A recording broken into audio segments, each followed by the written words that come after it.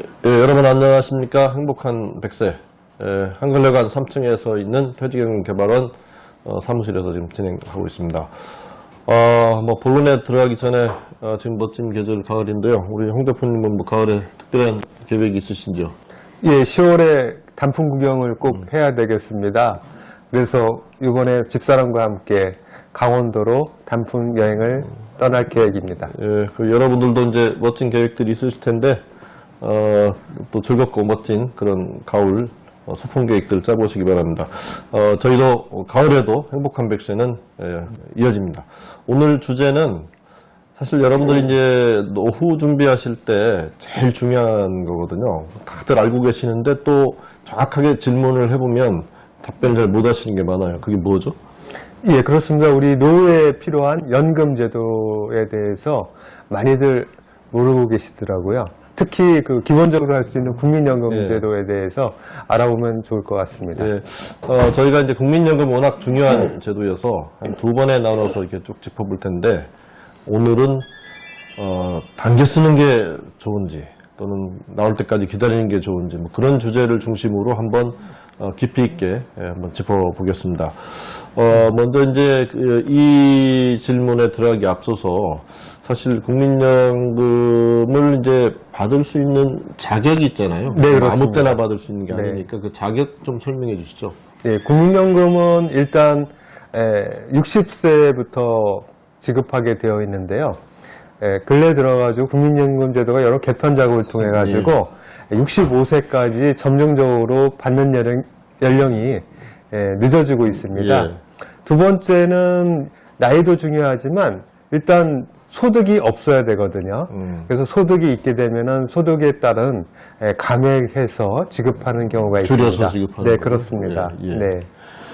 지금 말씀하신 대로 이제 사실은 이제 국민연금의 재정이 좀 문제가 생기다 보니까 이제 출생연도별로 이제 네. 그래서 내는 건 좀 더 내라 뭐 이런 논의도 지금 있고요. 네. 출생연도별로 지급 시기를 늦췄는데 조금 소개해 주시죠. 일단 네. 그 국민연금 자체를 받을 수 있는 나이가 출생연도별로 어떻게 다른지 좀 예. 소개 좀 해주시죠. 지금 그 52년생 이전에는 60세부터 받는 예. 걸로 되어 있었는데요. 이미 다 받고 계신 거죠? 예, 그렇죠. 예. 그 다음에 56년생까지는 61세 받게 되고요. 그 다음에 57년에서 60년생까지는 62세. 그리고 61년생부터 64년생까지는 63세부터 예. 받게 돼 있고요. 그 다음에 65년생부터 68년생까지는 64세. 그리고 69년생 이후부터는 65세에 받도록 지금 되어 있습니다. 대표님은 이제 정확한 연령 공개하지 마시고 언제 받으십니까? 예, 저는 63세부터 네, 저도 63세로 받게 되는 거 보니까 동년배인 것 같습니다. 예, 그렇습니다. 이미 알고 네, 있었습니다. 네. 사실은 이제 저희가 이제 지금부터 이제 오늘 주제, 사실 고민이 제일 되는 게, 우리가 사실은 이제 62세, 3세 연금 네. 받는데, 직장이 그때까지 일하게 두질 않잖아요. 네, 그래서 이제 그렇습니다. 퇴직은 훨씬 빨라지고 그러다 보니까, 이제 일찍 퇴직하셔서 재취업을 한다거나, 또 뭐 창업을 하시면 별 문제가 없는데, 네. 이제 그렇지 못한 경우에, 우리가 연금 크레버스라고 하죠. 네, 그렇습니다. 퇴직한 이후에 연금 받기까지가 이제 시간이 너무 기니까 그 기다리기가 네. 힘들게 되면 당겨서 받는 게 지금 가능하잖아요. 그게 이제 그렇습니다. 조기 노령연금이라고 예. 하는 건데 그것도 또 아무나 받을 수 있는 건 아니죠. 그 네, 그렇습니다. 자격은 어떻게 되나요? 네. 일단은 55세 이후부터 받을 수 있는데요. 그것도 연령에 따라 다릅니다. 아까 말씀드린 대로 61년생 같은 경우는 63세부터 받지 않습니까? 예. 그러니까 5년 이전부터 받을 수 있으니까 예를 들어서 63세부터 받을 수 있으신 분들은 5년을 뺀 58세부터 받을 수 있고. 받을 수 있겠습니다. 그리고 1년마다 당기는 율만큼 감액이 되는데요. 예. 1년에 6%씩 사실 적게 지급받게 됩니다. 그래서 6%씩, 예, 그렇습니다. 그래서 예를 들어서 1년을 먼저 받게 되면은 100% 기준으로 했을 때 94%, 그다음에 2년을 먼저 받으면은 88% 이런 식으로 매년 그러니까 6%씩 감액이 되고요. 예. 총 5년을 먼저 받을 수 있는데 그렇게 되면은 30%가 감액돼서 70%로 평생 연금을 지급받게 되죠. 그러니까 이제 가장연금을 빨리 지급받는 나이가 아까 말씀하신 대로 이제 지금 60세부터 이미 받고 계신 분들은 예. 뭐 사실은 뭐 이미 받고 계시기 때문에 뭐 네. 조기에 한다는 거는 뭐 해당은 안 되겠지만 하여간 네. 5년을 최대 5년까지 단계 쓸 수 있고 네, 그렇습니다. 해마다 6%씩 감액된다. 네. 그러니까 금년 기준으로 했을 때 이제 61년생 같은 경우에는 이제 58세니까요. 예. 최고 많이 당겨서 받을 수 있죠. 예. 그런데 이제 그렇게 되면 제일 이제 궁금한 게 손해 아니냐.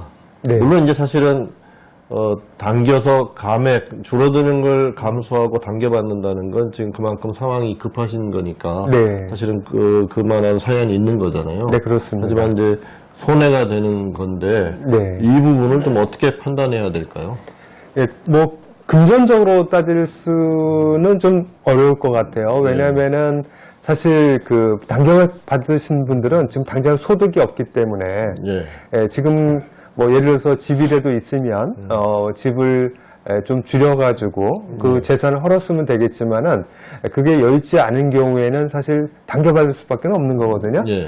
그래서 사실은 뭐 당겨받는 게 좋다 아니면 뭐 제 나이에 받는 좋다 이렇게 단정적으로 얘기할 수는 없는데 그러나 일단은 금전적으로만 단순 계산하게 되면은 당겨받게 되면은 예를 들어서 5년을 먼저 당겨받는다 그러면 100만 원 기준으로 했을 경우에 70만 원 아니겠습니까? 네. 그럼 5년이면은 3,500만 원을 이제 제 나이 받는 것보다 먼저 받기 때문에 약 그 3,500만 원만큼 이제 나중에 덜 받게 되는 나이 시점을 따져봐야 되겠죠. 그러면은 마찬가지로 만약에 63세 받으신다면은 그 3,500만 원에 뭐 이자 계산 안 하고 단순하게 네. 계산하면은 약 한 73, 4세 네. 이 정도까지 만약에 그 이상 산다면은 당겨받지 않는 게 좋겠죠. 근데 이제 그 이상 산다면 당겨받아도 뭐 손해가 되는 건 아니다. 그렇죠. 그 이전에 만약에 그 자기가 건강상의 이유로 좀 단명한다면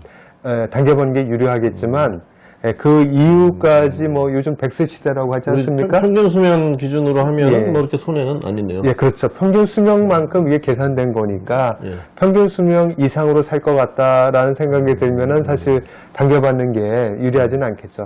근데 이제 이렇게 단순하게 금전적으로 얘기할 예. 건 아니고 그렇죠. 그 개인마다 경제적 사정이 다르기 때문에 거기에 따라서 판단하셔야 될 것 같습니다. 그렇습니다. 뭐 어려우신 상황에서 굳이 당겨받지 않으면서 뭐 정신적인 스트레스나 또 그게 네. 건강에 온다면 사실은 조금 손해를 보더라도 당겨받으면서 생활의 네. 안정을 찾는 게 더 네. 낫다 이렇게 볼 수 있는 네, 거죠. 그렇습니다. 예. 근데 여기서 주의할 점이 하나 있습니다. 당겨 받으실 때 중간에 소득이 있으시게 되면은 예. 그것도 중단되게 되거든요. 예. 그래서 소득이 있는 것을 가정했을 때는 가능한 한 당겨받지 않는 게 유리할 수 있습니다. 다만 중단됐다가 다시 이제 네. 재개되는 거죠. 어느 시점이 되면? 네, 소득이 다시 없게 되면은 이제 예. 다시 재개될 수 있습니다. 예.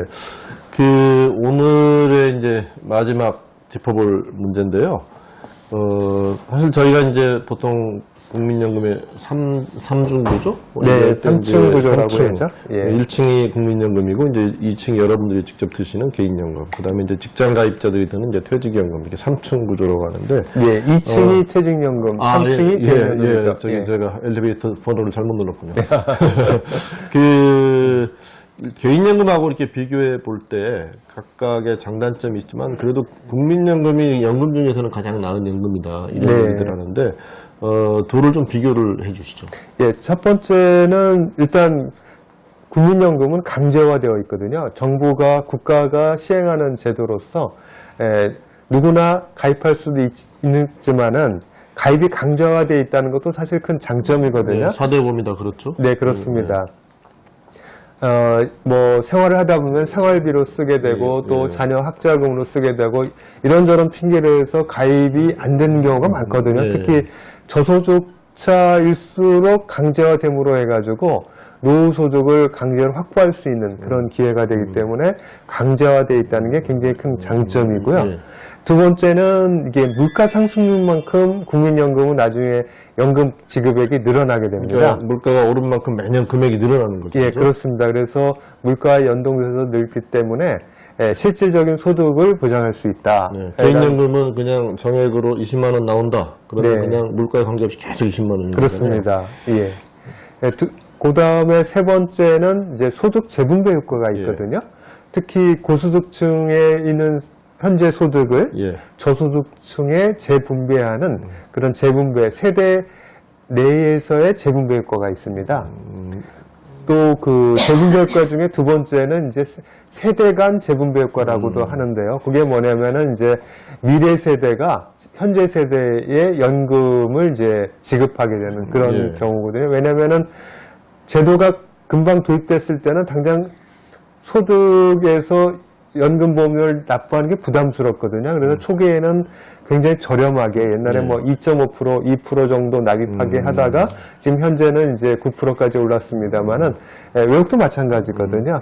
제도가 초기 도입됐을 때는 좀 부담을 덜하기 위해서 연금 부담률을 좀 낮추고요. 그 다음에 이제 제도가 안정화됐을 때는 이제 정상적인 보험료 부담을 하도록 그렇게 되어 있습니다. 그래서 현재 상태에서 우리가 본다면은 이제 세대 간에 약간 소득 재분배 효과가 있다. 이렇게 말씀드릴 수 있습니다. 네, 그 사실 지금 말씀하신 것 중에서 특히 이제 국민연금은 소득 수준이 낮을수록 낸 돈에 비해서 이제 받게 되는 돈의 그 배수가 상당히 큽니다. 그러니까 수익률이 굉장히 높은 상품이죠. 그래서 국민연금 잘 들으시고 또 뭐 필요한 경우는 또 이렇게 네. 어쩔 수 없이 이제 조기 수령하시는 경우에는 네. 그 감액 줄어드는 비율을 잘 하셔서 선택하시면 될 것 또 같고요. 국민연금에 또 장점 하나가 더 있는데요. 거기에 이제 장애연금 제도가 있습니다. 그래서 본인이 이제 불의의 사고로 장애를 입었을 경우에는 또 연금이 또 지급되는 경우가 있거든요. 또 한 가지는 또 유족연금이라고 있어서 본인이 사망을 하게 되더라도 배우자한테 유족연금을 지급하게 됩니다. 저희가 사실 지금 오늘 말씀하신 내용들을 어렴풋하게는 아셨겠지만 정확히 모르셨을 거예요. 그래서 오늘 말씀드린 내용을 잘 차곡차곡 잘 따져보셔서 제일 유리하게 이제 활용하시면 될 것 같습니다. 오늘은 이제 이 정도에서 저희가 다룬 얘기를 좀 이제 마무리하고요.